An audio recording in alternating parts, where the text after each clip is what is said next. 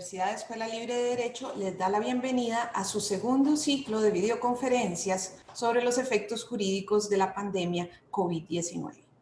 Tenemos el orgullo de presentarles en este segundo ciclo a las especialistas de la Libre. Antes de iniciar, quería recordarles que las preguntas se pueden hacer única y exclusivamente por el espacio de preguntas y respuestas o questions and answers que tienen en la parte de abajo de su barra en la pantalla. Por favor, para mantener el orden, solo responderemos preguntas de esta forma. La charla de hoy es Efectos jurídicos familiares en la época de la pandemia, la perspectiva de una abogada litigante. Y está a cargo de la licenciada Giselle Solórzano Guillén, quien es licenciada en Derecho de la Universidad Escuela Libre de Derecho, especialista de la UCR, de la Universidad de Costa Rica, es especialista en Derecho Comercial con graduación de honor de la Universidad de Costa Rica, egresada del sistema de doctorado de la Universidad Escuela Libre de Derecho, socia fundadora del bufete Cerdas y Solórzano Abogados y profesora en la Universidad Escuela Libre de Derecho. Sin más, le cedo la palabra y la imagen a doña Giselle.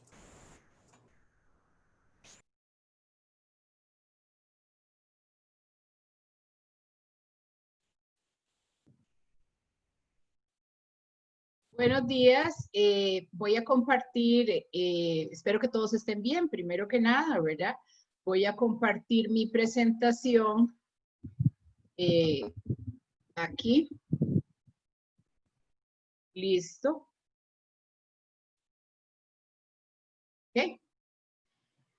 Vamos a ver, si bien es cierto, todos conocen cuál es el antecedente, de hecho, que nos tiene aquí hoy y que nos ha generado toda esta locura real y normativa y jurídica, ¿verdad? Y sobre todo en el derecho de familia, no es malo recordarlo por el tema de tiempos. Aquí lo que quiero acotar y que vayan viendo en tiempos, ¿verdad?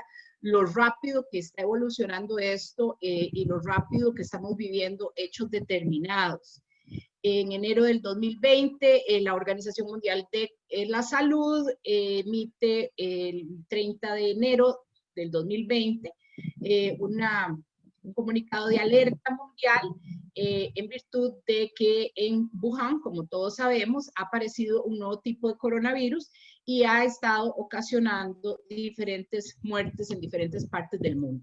Entonces, es interesante lo que todos ya sabemos, ¿verdad? Esto es una situación que ocurre no solo a nivel nacional, sino mundial. El 11 del 3 del 2020, 11 días después prácticamente, la Organización Mundial de la Salud eleva esta situación de emergencia de salud pública, pandemia nacional por COVID-19. Esto hace que evolucione esto muy rápido mundialmente y evidentemente pues Costa Rica no es ajena a esta situación. Si ustedes ven, 11 de marzo del 2020 ocurre esto en este comunicado de OMS, de la Organización Mundial de la Salud, pero vemos que Costa Rica inmediatamente reacciona con una serie de decretos ejecutivos. Si bien quiero apuntar en esta mañana los decretos ejecutivos que son de publicación y de ejecución inmediata, pues no soy ajena y todos sabemos que han existido una serie de leyes, una emisión de leyes por parte de la Asamblea Legislativa que ha hecho incluso que Imprenta Nacional trabaje sábados y domingos publicando las mismas para su eficacia inmediata. Pero quiero resaltar estos decretos que de alguna forma han tenido repercusión en las relaciones familiares y por supuesto queremos ver cómo esto ha tenido consecuencias en el derecho de familia. El decreto ejecutivo del número 42-221 del 10 de marzo, ojo la fecha, ¿verdad? 10 de marzo del 2020, que dispone la suspensión de eventos masivos de personas y centros de reunión pública, con excepciones, pero inmediatamente, 4 días después, el MEP emite otro decreto, el 14 de marzo del 2020, donde dispone la suspensión de lecciones para escuelas y colegios.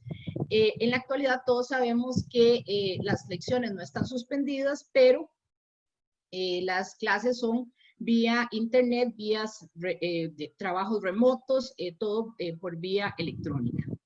Si bien el MEP no habla nada de teletrabajos, pero todos sabemos que en la actualidad y durante esta pandemia se ha desarrollado mucho más la modalidad de teletrabajos. En este momento las clases no están suspendidas, tenemos clases, una expectativa de clases presenciales para después de las vacaciones de medio periodo. Digo expectativa porque esto cambia tan rápido que no sabemos qué va a ocurrir después de mediados de julio. Pero bueno, la expectativa que el gobierno central nos ha generado. Vean 14 de marzo del 2020, inmediatamente, 2 días después, el gobierno central emite un decreto ejecutivo donde declara estado de emergencia nacional en todo el país ante esta situación de emergencia sanitaria provocada por la enfermedad COVID-19. La idea de este decreto, como ha venido el gobierno emitiendo decretos, es que el Estado ha visto la necesidad de salvaguardar valores fundamentales, salud pública, bienestar público, ese tipo de valores fundamentales que nosotros pues evidentemente conocemos.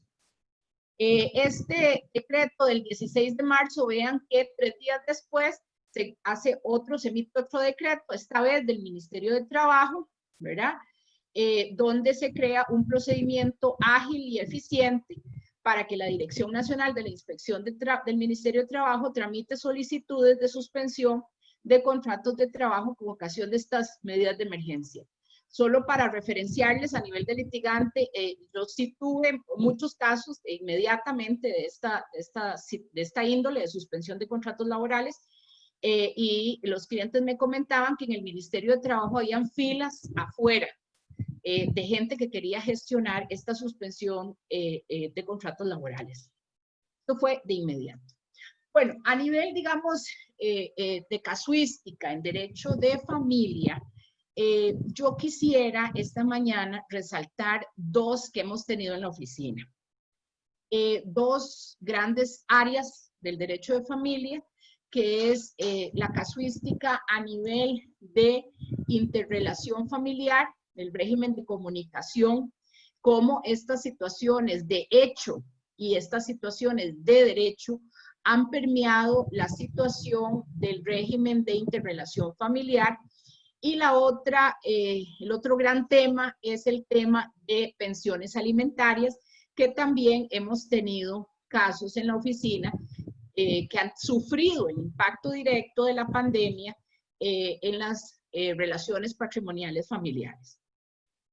No me cabe duda que puede ser, y que es lo que uno lee en los medios de comunicación, que hayan aumentado los casos de violencia doméstica. Anoche estaba leyendo una muchacha preguntar si violencia doméstica estaba abierto en la madrugada. Evidentemente, pues la importancia de que estos servicios están abiertos 24/7, los 365 días del año. Pero no me cabe duda que estas situaciones de violencia intrafamiliar no me sorprendería que estén aumentando, pero yo no he tenido esa casuística. Y también no me cabría duda que los casos de divorcio estén aumentando. No me sorprendería, pero yo no lo he tenido. La única referencia que he tenido es la noticia ahí de la muchacha esta Kardashian, ¿verdad? Que se está divorciando por el tema de que no tuvo conflictos en la convivencia con su marido en la época de la pandemia. Pero en realidad yo no he tenido esos casos, pero no me extrañaría que esto esté ocurriendo. Vamos a ver. Entonces, ¿qué ha pasado a nivel de interrelación familiar?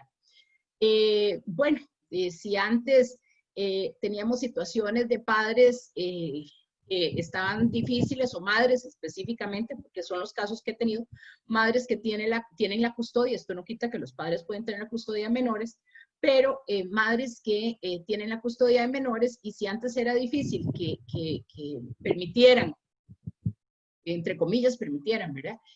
Ver que los chicos vieran a sus padres, ahora más, ahora tienen la excusa perfecta de la pandemia, y yo sí he tenido esos casos donde inmediatamente que se decreta el estado de emergencia nacional, madres que tienen la custodia de los chicos inmediatamente suspenden de hecho la interrelación paterno-filial. En estos casos, bueno, lo que yo he procedido a hacer es hacer ver el tema en sede judicial con regímenes judiciales ya establecidos, ya sea como una modificación al régimen o una gestión para que el juez modifique rápidamente como un tema cautelar el régimen por el tema de la pandemia. Pero quiero decirles que lo que he visto de reacción en los juzgados de familias quedan 5 días de audiencia a la madre para que presente medidas alternas en la interrelación, como por ejemplo que presente medidas como se van a comunicar los chicos con sus padres por medios electrónicos. Es lo que yo he visto. Al día de hoy, digamos, de mediados de marzo, que se me ha presentado la situación, a hoy que estamos ya casi finalizando mayo, la situación no ha sido resuelta por los juzgados de familia, a pesar de que ya hay una contestación de la madre en eso, en sentido de oposición por tema de salud pública. Se oponen a que los chicos salgan de la casa a visitar a los padres, por el tema de resguardo de la salud del hijo y bienestar del hijo. Así que vean que desde mediados de marzo he tenido estos casos, pero aún el tema no ha sido resuelto, y recordemos que para los chicos pasar sin un tiempo comunicándose con sus padres podría generar una situación de inestabilidad emocional. No me cabe duda que hay padres y madres que tienen como prioridad a sus hijos sobre los particulares, pero lamentablemente hay casos donde no hay esa responsabilidad para anteponer el bienestar de los chicos frente a los intereses propios. Entonces, lamentablemente en esos casos no nos queda otra que acudir al juez, al tercero imparcial, para que pueda decidir sobre el caso concreto. Les hice referencia de qué está pasando en otros países para ver si podemos importar alguna de estas soluciones a nuestro país. Entonces me pareció interesante, ¿verdad? En España se aboga para que este régimen de custodia, visitas y estancias, dicen ellos, en primer lugar, sea producto del consenso, de la conciliación entre los progenitores, pero evidentemente sabemos que si ante la inexistencia o la falta de priorización de los intereses de los menores, pues será el juez el que tenga que resolver, y el juez debería, dice la doctrina española, de anteponer o de garantizar la preservación de la salud, el bienestar de los chicos, como la salud de los progenitores y en general la salud pública, dice la doctrina española. Me gustó mucho una referencia que encontré de la doctrina española sobre una figura que ellos están resolviendo, y es un régimen de alternancia, dicen ellos. En casos que haya conflicto entre los progenitores, sería interesante que el juez considere y el litigante lo proponga, porque definitivamente es interesante que sea el litigante el que haga estas propuestas, ¿verdad? Sería interesante que la primera etapa de la cuarentena o una primera etapa los chicos estén con la madre, otra etapa con el padre y así sucesivamente, en el tanto no haya riesgo a la salud del menor o de alguien que viva con el menor. Es decir, cuando el menor vive con adultos mayores o con personas que tengan algún tipo de vulnerabilidad o riesgo por la pandemia.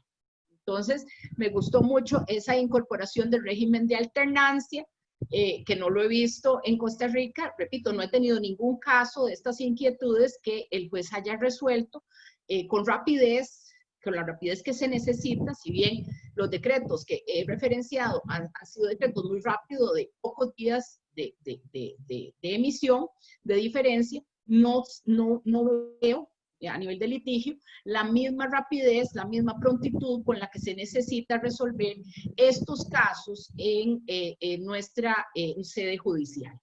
Pero el régimen de alternancia es un régimen que es una figura que me pareció interesante referenciar. Otro caso que me encontré en un juzgado argentino me encantó porque esto fue una madre que estaba haciendo teletrabajo y el chico estaba haciendo videoclases, estaba con estos medios remotos recibiendo su educación. La madre quería que el padre le ayudara en ese tiempo también, ¿verdad? Que tuviera el chico un tiempo, unos días, para que le ayudara en el cuidado del menor, ¿verdad? El padre tuvo con mucha facilidad, indica que él rechaza o rehúsa estar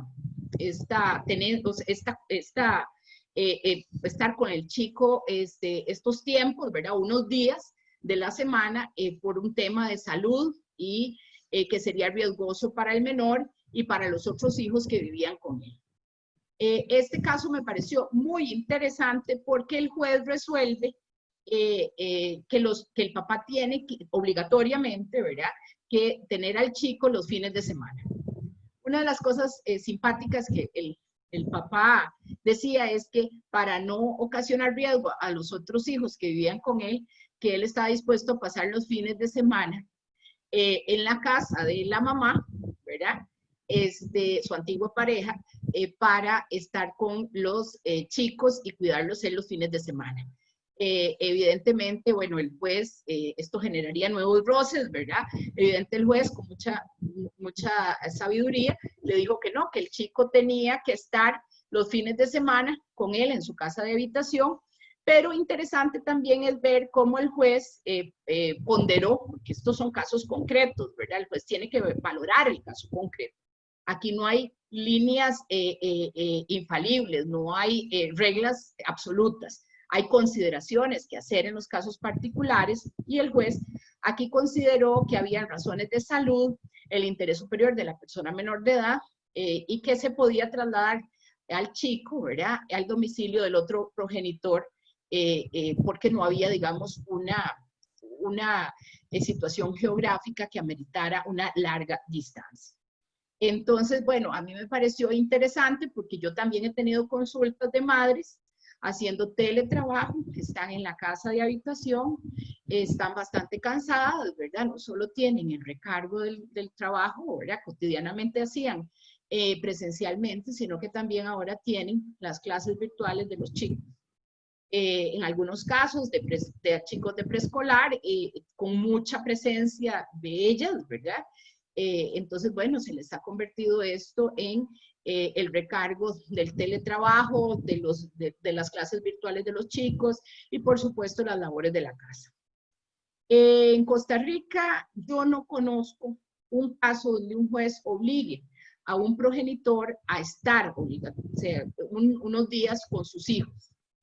La posición de los tribunales, yo he escuchado jueces decir, no puedo obligar a un progenitor a ser buen progenitor, o sea, no puedo obligar a un padre a ser buen padre, lamentablemente. Es decir, yo tuve el caso de una clienta que me dice, Giselle, yo por lo menos necesito los fines de semana para que él se encargue, ¿verdad? El papá se encargue de los deberes de la escuela y resulta ser que él no quiere porque también está haciendo teletrabajo y tiene un montón de obligaciones que hay que sobrellevar. Entonces, bueno, bajo esta situación casuística, nuestros tribunales, hasta lo que yo tengo conocimiento, no obligan a los padres a ser buenos padres, como es lo que me referencia un juez de familia. Lo que eventualmente podría ser es un tema de daños y perjuicios eventualmente. Pero la posición de los tribunales aquí, de hecho, favorecería, digamos, la pretensión de los padres y no estaría dándole respuesta a esta situación que las madres están viviendo de estos recargos.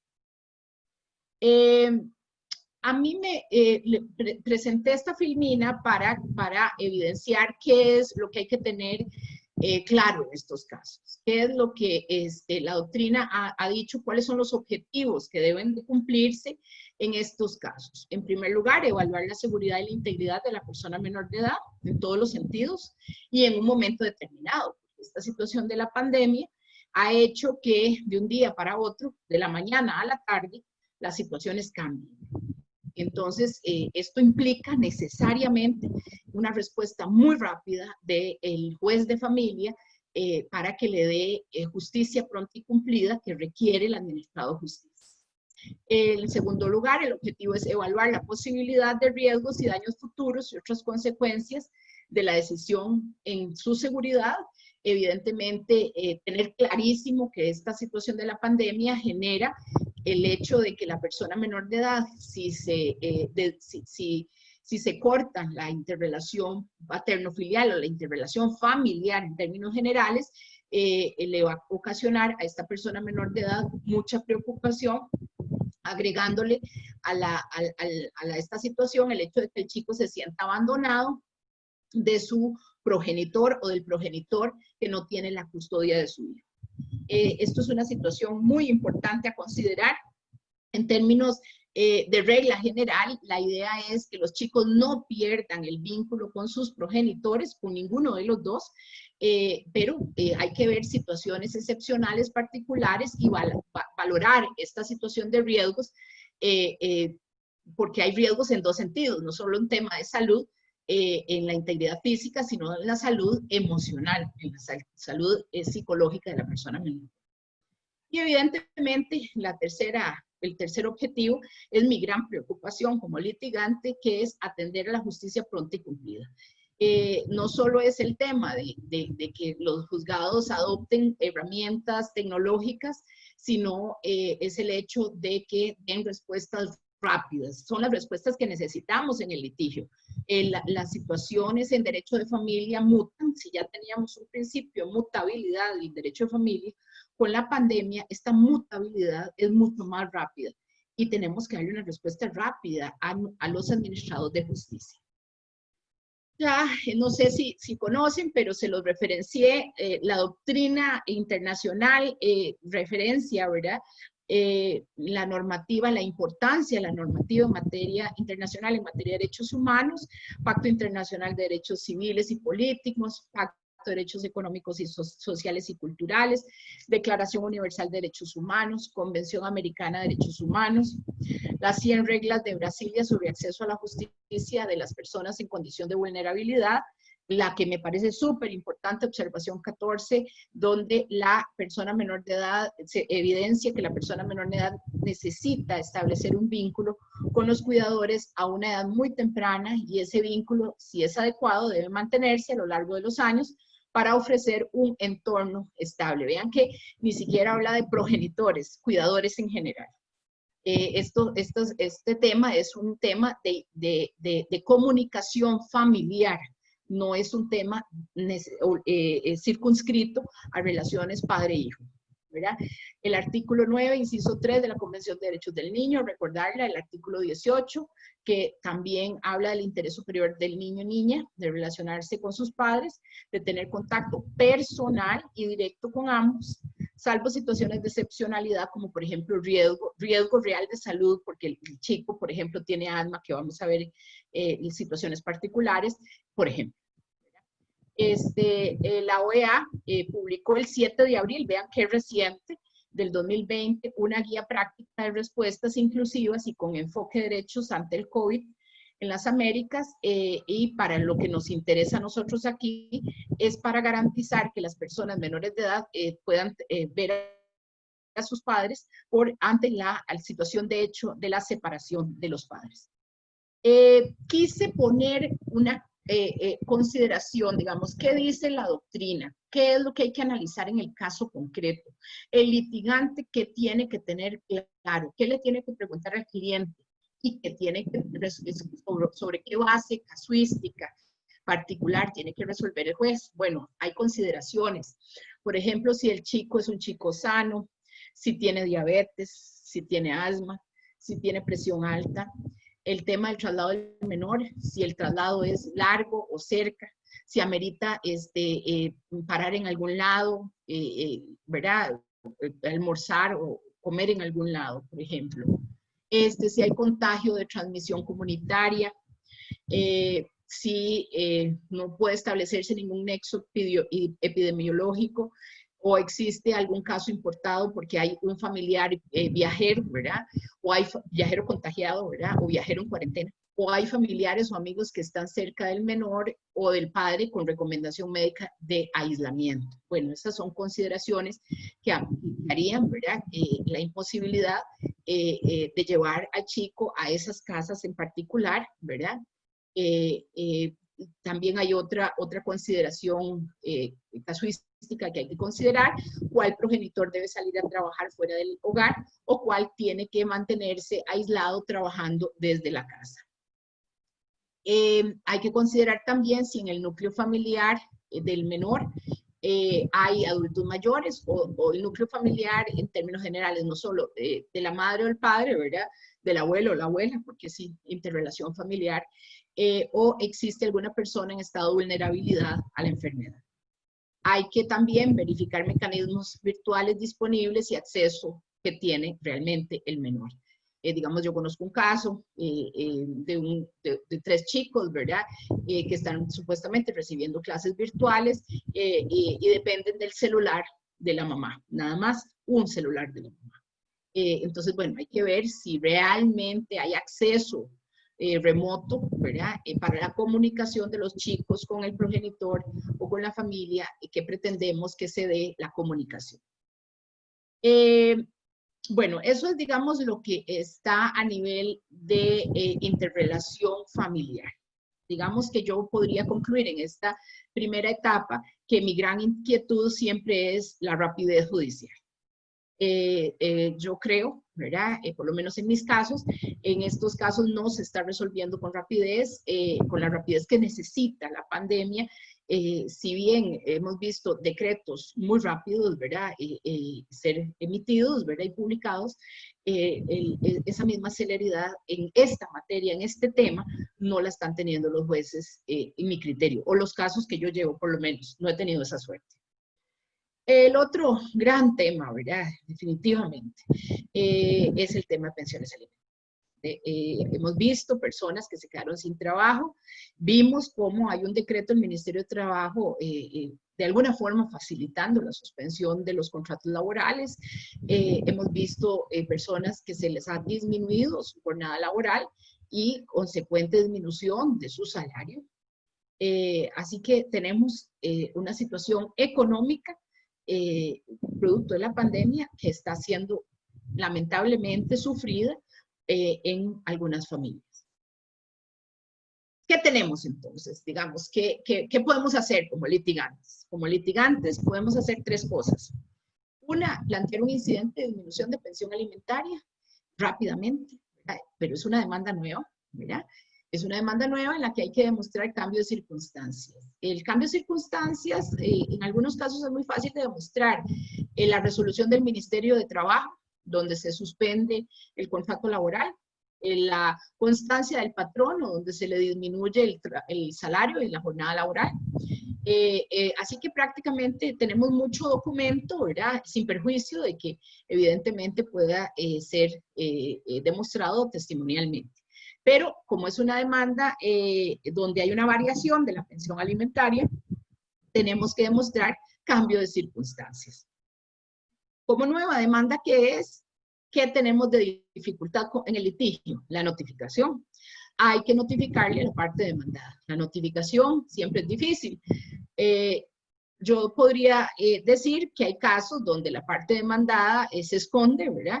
Y cada día que pasa es terrible económicamente para el deudor alimentario, pero cada día que pasa que el acreedor alimentario se esconde, no avanza el proceso, no podemos, por disposición de ley, hacer que el proceso avance, y esta alternativa, si bien es una alternativa que hay que presentar, yo obviamente creo que hay que hacerlo, ¿verdad? Lo cierto es que no es tan rápida por el tema de la notificación. Ahora, ¿qué he visto yo? ¿Qué he recibido yo? Resoluciones donde se le da traslado de la demanda al incidentado, al acreedor alimentario, quien recibe la pensión alimentaria, con un señalamiento de audiencia de conciliación para julio o agosto. Estamos hablando de incidentes presentados de nuevo mediados de marzo y que señalan en el auto de traslado una audiencia de conciliación para julio y agosto. Al día de hoy no he podido notificar, ¿verdad? Algunos sí, otros no. Pero lo cierto del caso es que yo veo, si bien la recomendación doctrinal e internacional es tratemos de conciliar, yo vería que deberíamos de aprovechar más bien un señalamiento, no en el traslado, sino luego de la contestación, un señalamiento rápido para conciliar y evacuar prueba. ¿Por qué? Bueno, porque si solo es conciliación, la parte incidentada, el acreedor alimentario, quien recibe la pensión alimentaria, se vería muy tentada a no acudir a la conciliación o sencillamente acude y no concilia y sigue pasando el tiempo.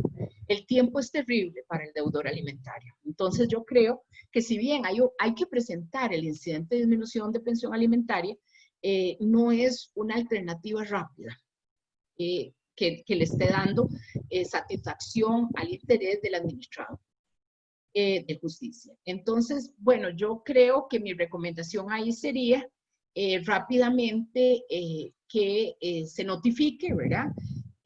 Lamentablemente, de acuerdo a las formas legales de notificación, ahorita voy a sugerir qué ha pasado en otros países, pero lo cierto es que yo no solo fijaría después de la contestación una audiencia de conciliación, sino conciliación y evacuación de prueba para que de verdad la parte incidentada llegue y si no llega o si no está de acuerdo en conciliar, se evacuaría de una vez la prueba. Eso es lo que necesitamos. Necesitamos rapidez.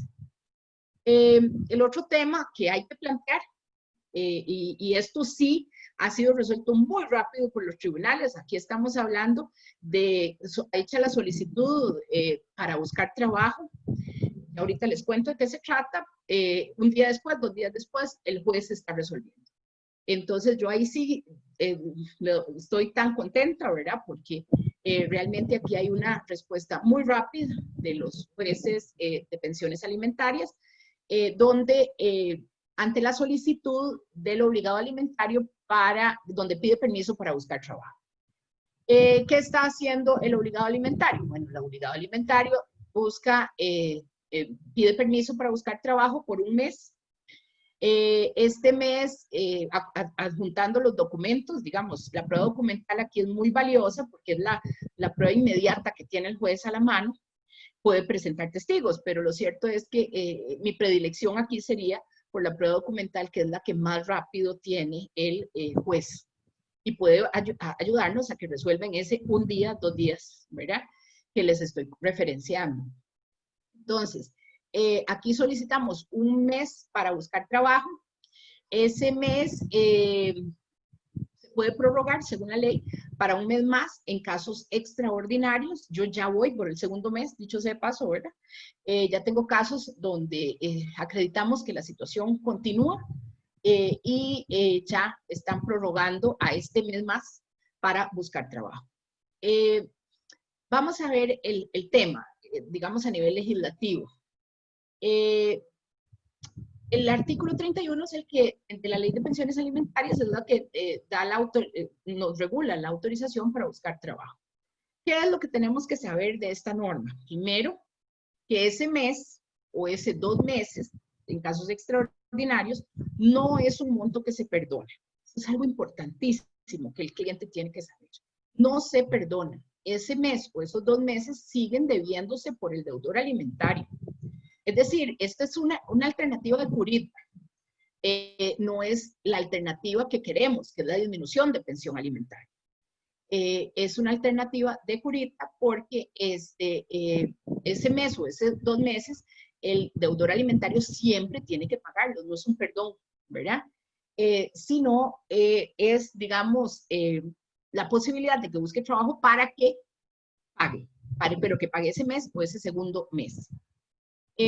vean que la ley no da opción a más tiempo. No da opción a más tiempo. Máximo 2 meses y se acabó el tema, ¿verdad? Y en esos 2 meses, vean que no estamos logrando la resolución del incidente de disminución de pensión alimentaria, que era lo ideal. Digamos, a este nivel deberíamos de tener resuelto el incidente de disminución de pensión alimentaria, pero no lo estamos logrando así. Entonces, es una curita, es una alternativa rápida, pero no es la que andamos verdaderamente buscando. Yo he tenido casos donde no solo solicito buscar trabajo para el cliente, ¿verdad? El mes de buscar trabajo, sino que también solicito en forma concomitante, ¿verdad? El pago a tractos. Ahorita vamos a ver qué dice la norma sobre el tema del pago a tractos. Pero bueno, como litigante solicito el tema de pago a tractos y el juez me lo ha dado, ¿verdad? Me ha dado, digamos, en pensiones alimentarias de 400,000 colones, la posibilidad de que ese mes se pague de a 20,000 al mes.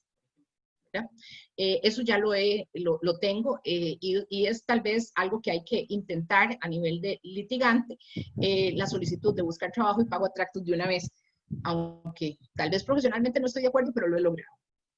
El tema entonces es cómo se regula el pago a tractos y por qué hablo de que no necesariamente yo estoy de acuerdo profesionalmente, pero lo he hecho a nivel de litigio y con muy buenos resultados.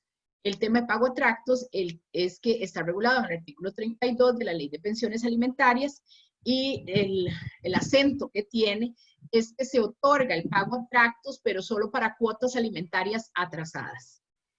No para cuotas alimentarias que no están atrasadas. El acento que da el legislador es pago a tractos de cuotas atrasadas. Pero me ha llamado la atención que los jueces han dado el pago a tractos hasta por cuotas que ni siquiera se han generado. Digamos, la otra vez hicimos una solicitud de pago a tractos de 2 meses venideros, mi cliente estaba al día, ¿verdad? Presenta la situación que está viviendo, es un empresario que ha tenido que cerrar locales comerciales, presentamos una certificación de CPA, de contador público autorizado, y el juez le dio la posibilidad de que en los siguientes 2 meses pagara a tractos, ¿verdad? De verdad que los jueces han tenido mucha empatía con el deudor alimentario, ¿verdad? Y están dando hasta pago a tractos de cuotas no atrasadas.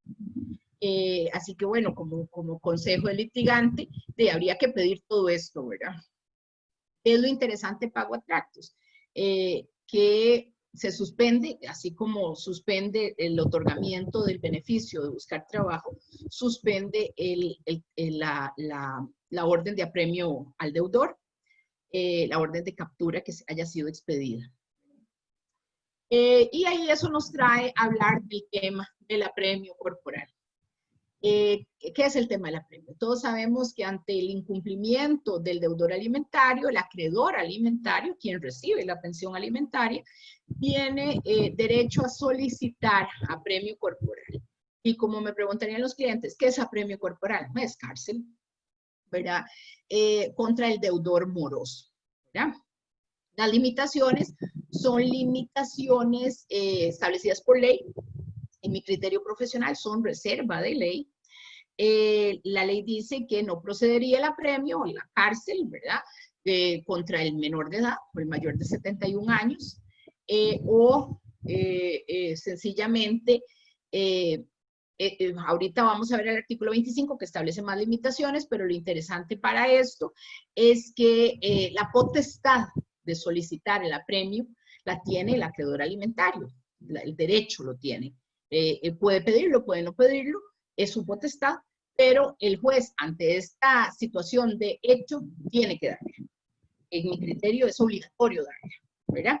El artículo 25 es el que establece las limitaciones, cuando el juez no, o cuál sería el límite del apremio, no solo es un tema de edad, que ya vimos en el 24, sino que sabemos que el apremio no procede por más de 6 mensualidades, incluyendo el periodo vigente, Y otra cosa importantísima que a los clientes se les va es que la parte actora, o sea, quien recibe la pensión alimentaria o quien debe recibirla, haya gestionado el cobro en forma reiterada.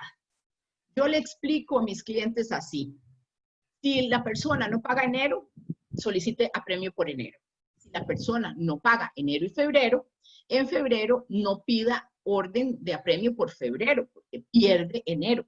Tiene que pedir enero y febrero. Es decir, siempre se pide acumulativamente, porque si no lo pide así, pierde la de los meses anteriores. A la gente le queda esa gran interrogante, porque la gente dice, pero ¿de cómo? Si el juzgado sabe que no me ha pagado enero, si yo pido la de febrero, no me ha pagado enero. Bueno, el juzgado no sabe eso. Tiene que solicitarla en forma concomitante. Eso es algo muy importante porque a la gente se le va esto. Entonces, bueno, otra cosa, otra limitación al apremio es, otro límite, es que el apremio no procede si se le está haciendo retención, y aquí el acento es efectivo. Efectivo es que realmente está ocurriendo la retención, porque si no está ocurriendo la retención, procede el apremio. La retención efectiva sobre salarios, jubilaciones, pensiones, dietas u otros similares. La deducción, la retención de esos rubros del monto de pensión alimentaria. Entonces, bueno, ya sabemos los efectos jurídicos que ocurren es que el obligado alimentario no va a la cárcel, o sea, no hay orden de apremio que prospere si la retención o la deducción salarial está ocurriendo. Esta deducción, este apremio, perdón, no implica perdón de la deuda, tampoco. ¿Ya? Ni siquiera cuando la persona está recluida, no implica perdón de la deuda. La deuda se acumula, ¿verdad? Solo que implica, la gente siempre me pregunta, pero bueno, la persona estuvo en prisión 6 meses, ¿esa plata qué? ¿La pierdo? No, no la pierde, ¿verdad? Lo que pasa es que tiene que acudir a otros medios para hacerla efectiva, para hacerla coercitiva, ¿verdad? Eso sería lo que tiene. Bueno, ¿por qué quise hablar de esto? Porque a mí me parece que entonces esos límites son reserva de ley. Y resulta ser que tenemos resoluciones del juez contravencional de Santa Ana, y lo digo porque se publicitó en los medios de comunicación en materia de pensiones, que el juez dispuso una suspensión indefinida de apremio corporal. Vean qué interesante el tema, ¿verdad? Esa situación de pandemia ha hecho que los jueces también, ¿verdad? Con mucha empatía al deudor alimentario, la verdad que sí, y es interesante ver jueces que se atrevan. La verdad es que a mí me gustan mucho los jueces que se atrevan, pero no necesariamente comparto esta, ¿verdad? Porque en definitiva me parece que los límites son reserva de ley, pero bueno, a nivel de litigio es importante conocer qué dijo el juez y saber que ese juez está otorgando esa suspensión, ¿verdad? Dice el juez expresamente que él ha considerado lo que está viviendo excepcionalmente a nivel mundial y lo que se está viviendo en Costa Rica, que es este tema de la pandemia. Él dice que él suspende la orden judicial de apremio en forma temporal, no dice por cuánto tiempo, solo dice en forma temporal, la emisión de órdenes de apremio. Y dice que la base, el fundamento que tiene esto es la razón, la lógica, la conveniencia nacional, que la parte actora puede conservar los derechos si así lo desea, y que él considera, ¿verdad?, que la orden de suspensión, si bien no está regulada por ley, es una situación que es un hecho público y que por eso él suspende. Suspende por otra razón. Él toma la iniciativa, y de verdad que a mí las iniciativas judiciales en términos generales me encantan, no siempre las comparto, pero es interesante. Él llama por teléfono a la unidad de pensiones de la cárcel de la Reforma y le comunican que en San Rafael de Alajuela hay 349 personas recluidas, pero que tienen una capacidad arquitectónica de 213 personas. Entonces, este es un motivo adicional por el que él considera que tiene que suspenderse el apremio, ¿verdad? En forma temporal, reitero, no dice cuántos meses ni cuánto, no dice nada de eso, pero suspende, ¿verdad? esto, evidentemente, de la pandemia, sabemos que es un contexto bastante dinámico, ¿verdad? Que se modifica día a día. Habría que ver por cuánto tiempo va a suspender esas órdenes de apremio cuando ya se ha publicitado en los medios de comunicación que esta situación de pandemia, cuidado, iba a llevar más tiempo de lo pensado. O sea, ya no es una situación de meses, sino hay quienes están diciendo que es la nueva realidad y que se va a mantener por un tiempo más de lo pensado. Quise poner, recuerda la dificultad que hemos tenido o que tenemos los litigantes siempre en el tema de la notificación. Bueno, la notificación que se dijo en Argentina ante un tema de pensión alimentaria.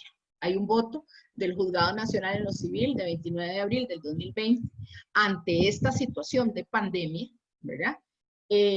Para efectos de cumplir con medidas de aislamiento social, preventivo y obligatorio, con base en la legislación argentina, artículo 39, Convención de Derechos del Niño, valida la notificación, la comunicación al obligado alimentario por medio de WhatsApp. Esa me pareció interesantísima. En mi criterio, solo podría ser vía reforma legal en Costa Rica, ¿verdad? Pero me parece interesante que ya estemos pensando en estas alternativas. Me parece que son buenas ideas y la verdad que podríamos perfectamente importarla. Hay un tema que me pareció súper interesante, que no sé si por razones de tiempo puedo exponer.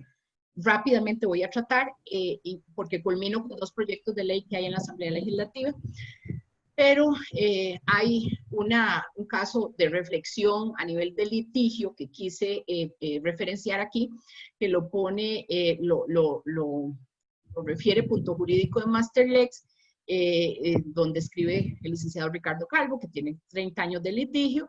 Es el caso de si Corte Plena puede suspender los plazos judiciales.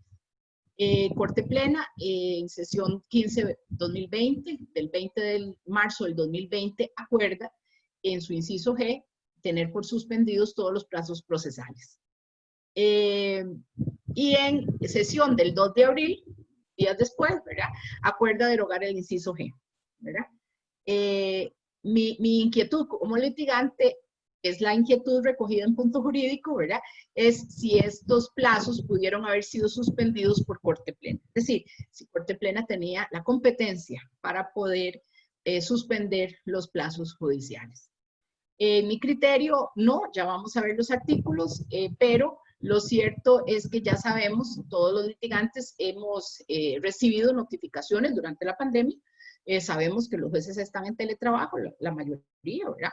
Están en teletrabajo y resulta ser que seguimos recibiendo notificaciones judiciales. El tema entonces es por qué yo creo que no se puede, que Corte Plena no era competente para suspender los plazos judiciales.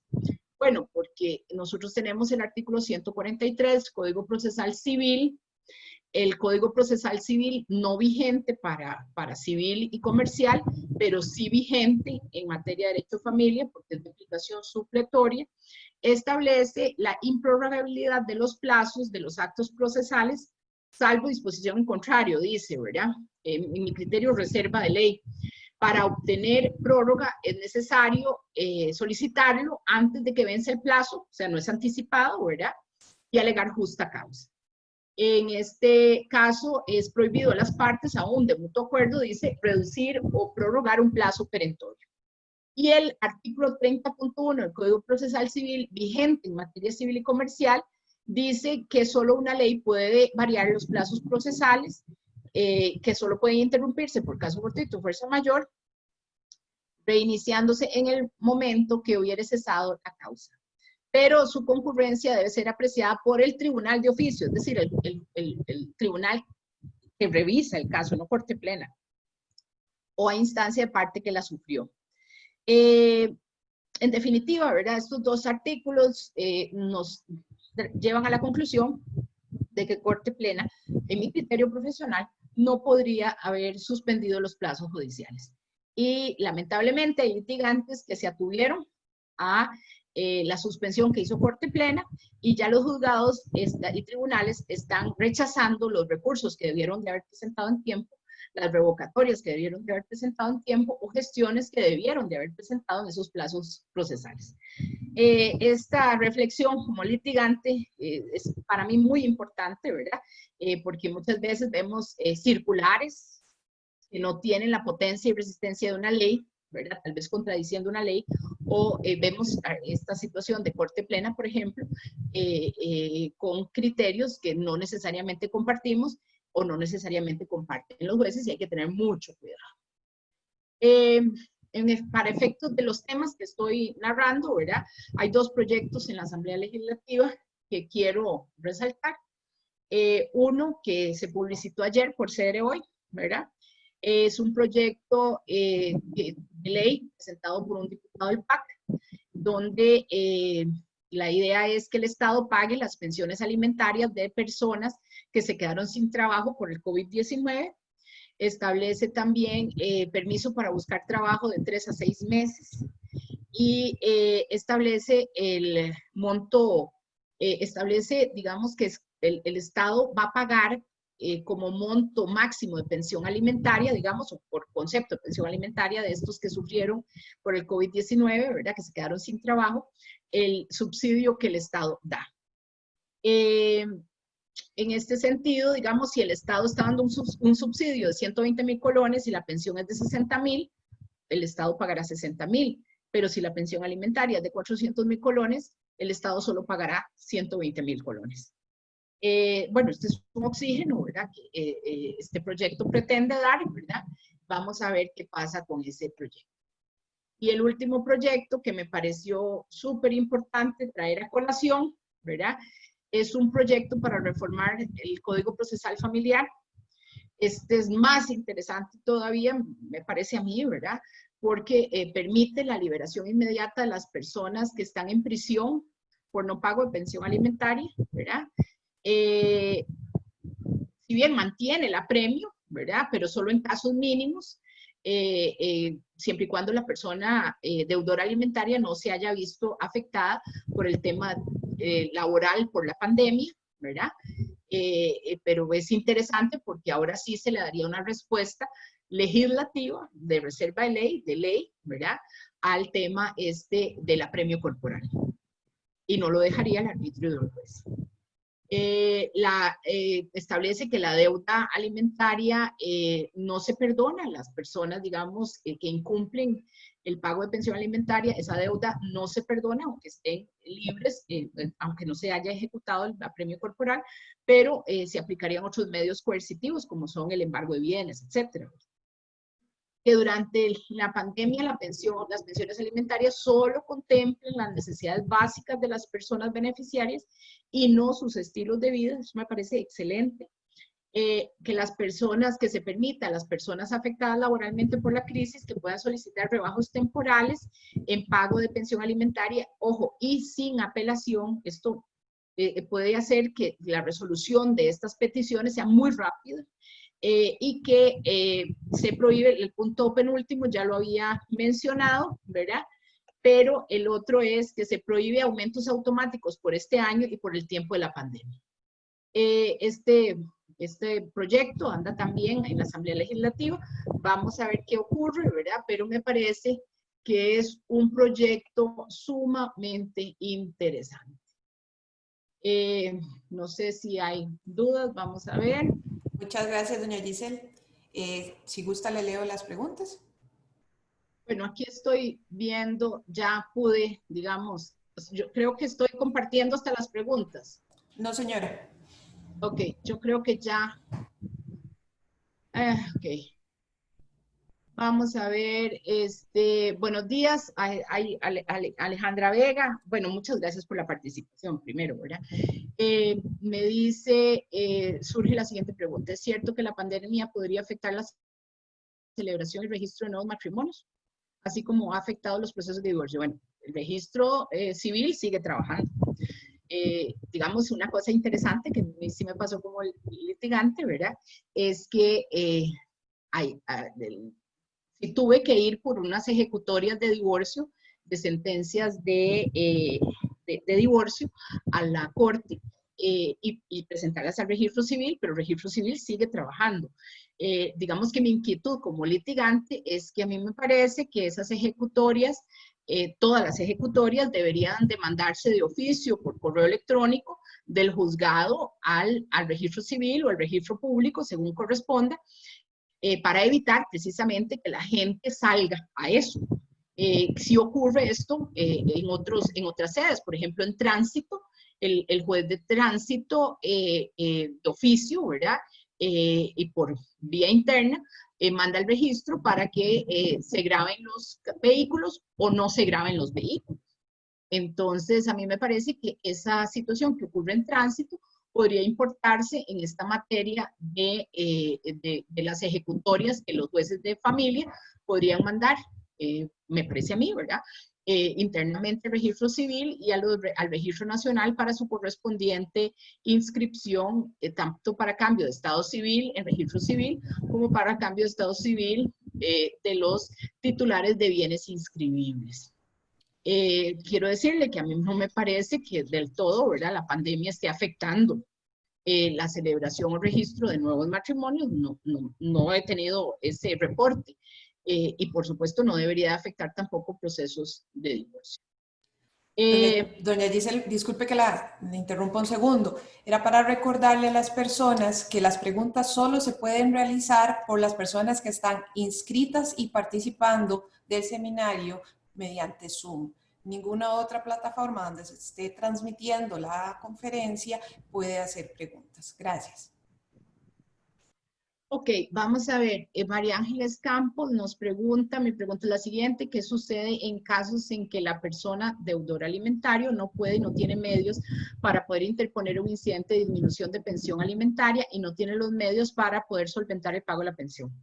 O sea, es tan terrible, pero es una realidad. Y es una realidad recurrente. Entonces, ¿qué tiene que hacer? Puede ir directamente al juzgado, ¿verdad? Esta vía es una vía que no hay necesidad de que sea un abogado quien represente, lo cual no estoy de acuerdo, ¿verdad? Porque definitivamente uno, cuando va a una operación, necesita que el médico le haga la operación, no que le diga a uno cómo hacérsela. Pero bueno, lo cierto es que hay posibilidad de que vaya directamente al juzgado de pensiones alimentarias y ahí le digan cómo plantear la disminución. Hay posibilidad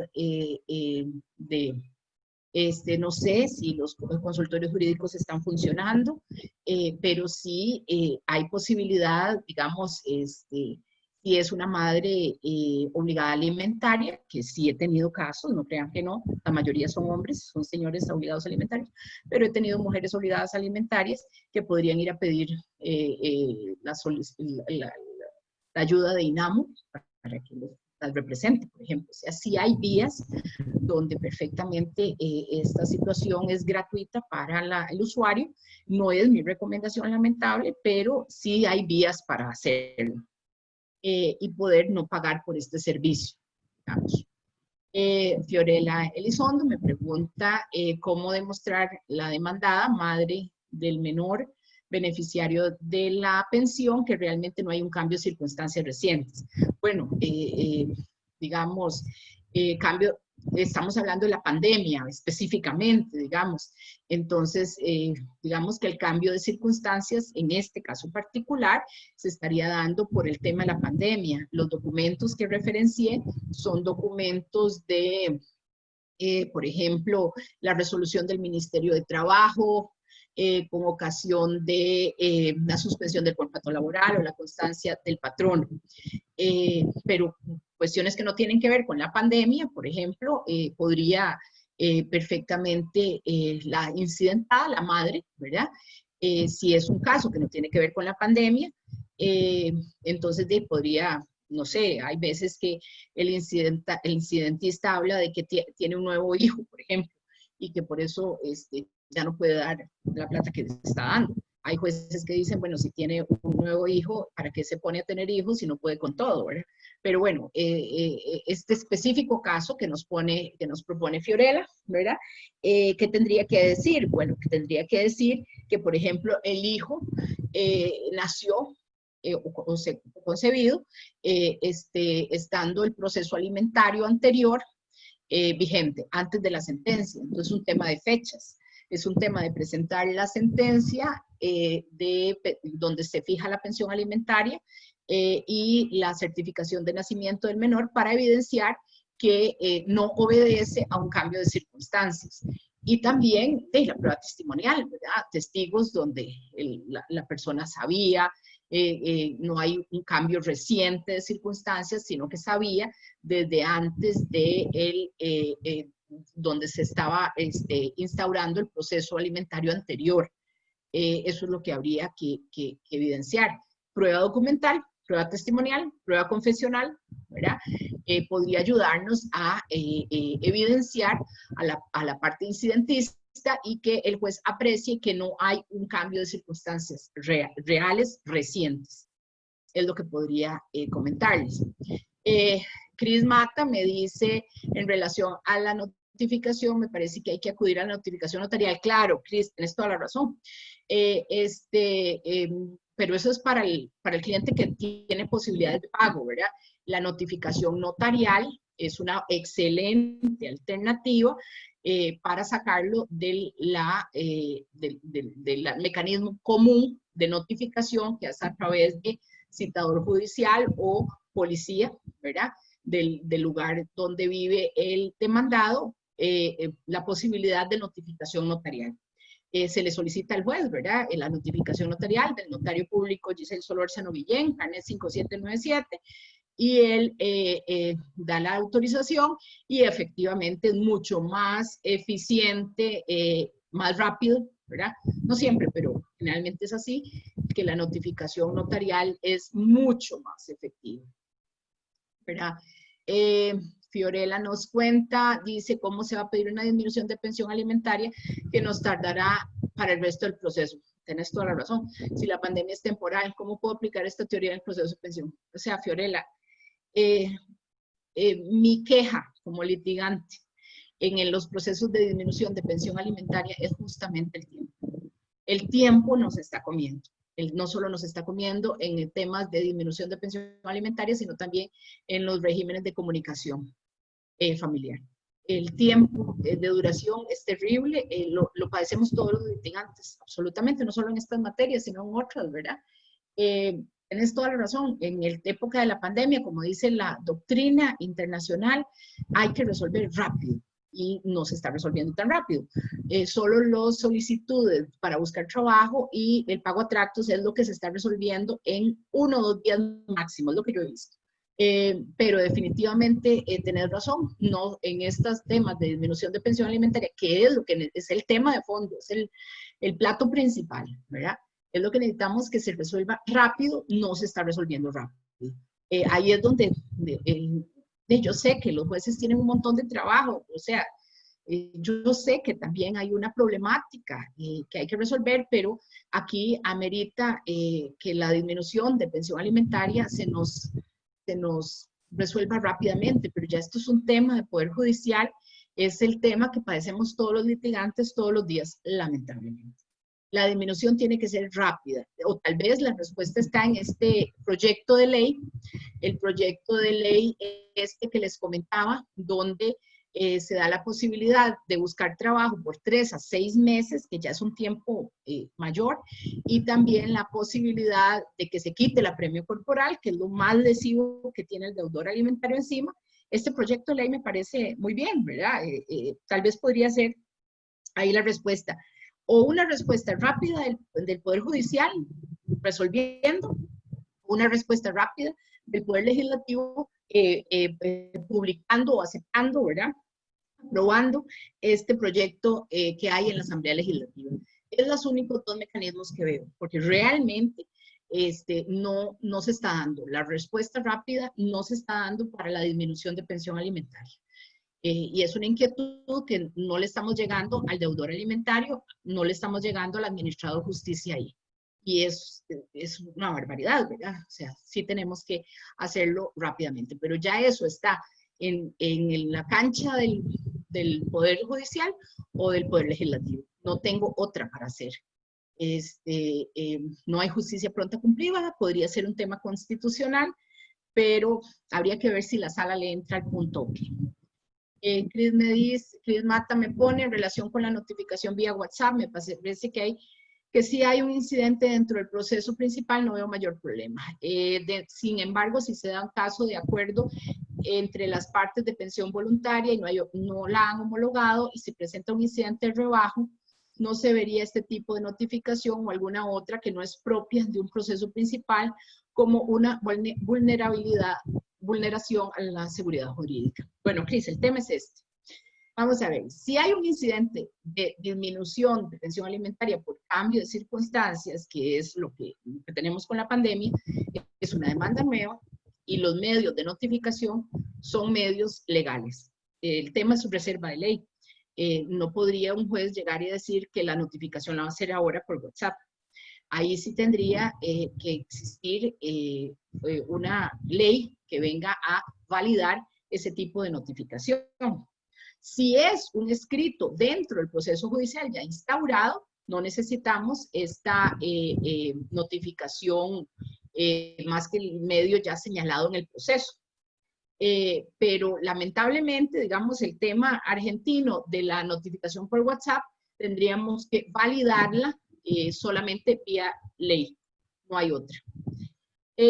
Vamos a ver, me pone Cris en relación al artículo 31 CPC y los plazos, estamos en un estado de fuerza mayor, esto no hace que los plazos se interrumpen de pleno derecho, no Cris, no se interrumpen de pleno derecho, y menos era competencia de Corte Plena, donde estaba, Corte Plena ya estaba con labores administrativas, ¿verdad? Corte Plena no es competente para hacer esa suspensión, y tampoco esa suspensión es ipso iure, de pleno derecho, ¿verdad?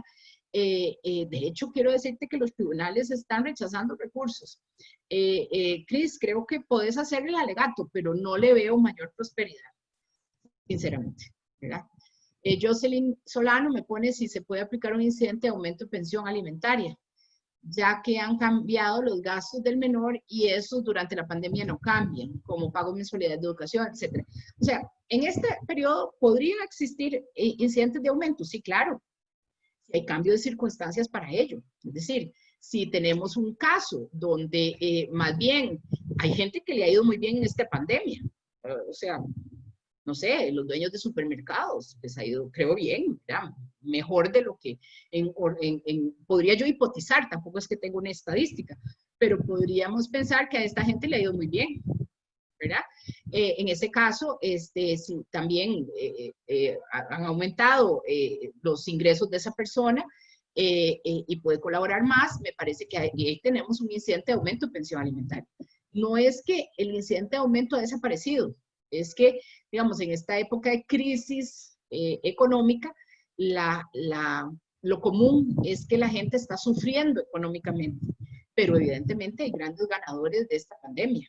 Hay gente que está ganando mucha plata. Si tenemos este caso y podemos decirle al juez que ha habido un cambio de circunstancias, que la persona deudora alimentaria ahora puede más, ¿verdad? Entonces podemos acreditarlo, si lo podemos demostrar, probablemente esto va a prosperar. Habría que ver, ¿verdad? Una cosa que los jueces también verifican ahí es si los gastos del menor han aumentado. Habría que probar eso. Si tenemos esa situación, pienso que le van a declarar con lugar el incidente de aumento de pensión alimentaria. Es decir, la pandemia no quiere decir que ha sido malo para todo el mundo, pero sí ha sido malo para mucha gente. Si es bueno económicamente para alguna gente, pues podríamos pensar un incidente de aumento de pensión alimentaria, por supuesto que sí. Cris me pone en relación a la reforma del Código Procesal Familiar y no tener apelación en el caso del incidente, ¿no estaría violentando el derecho constitucional a la doble instancia? Podría ser, Cris, claro, podría ser. Lo que trata el proyecto de ley es de resolver rápido una situación de emergencia. Pudo haberse hecho la apelación sin efecto suspensivo, solo efecto devolutivo. Podría ser la respuesta. Es un proyecto de ley, vamos a ver qué sale de la Asamblea Legislativa, pero me parece interesante tu inquietud. habría que ver cómo resulta ser el tema en la Asamblea Legislativa a fin y al cabo. Bueno, solo esas preguntas tengo. Me encantó ver a mucha gente, ¿verdad? Gente que tengo mucho aprecio. Dios los proteja. Espero que estén bien en sus hogares, que no nos afecte esta carajada de la pandemia tan terrible como en muchos hogares. Y quedo a las órdenes. Muchas gracias, doña Giselle, muy interesante, excelente el punto de vista desde una abogada litigante, da mucha perspectiva y ayuda mucho a nosotros que somos abogados en estas situaciones, más como una especialista como usted. Para recordarles a todos, el consultorio jurídico de la universidad está trabajando en forma virtual, entonces pueden pedir su cita a la página uescuelalibre.cr en la parte de consultorio jurídico. Solo como comentario, agradecerles a todos su participación esta mañana. Vamos a seguir con más charlas. El martes 26 a las 7 p.m. tenemos efectos jurídicos ambientales y agrarios en la época de la pandemia y los esperamos a todos. Nuevamente, muchísimas gracias, doña Gisela. Buenas tardes.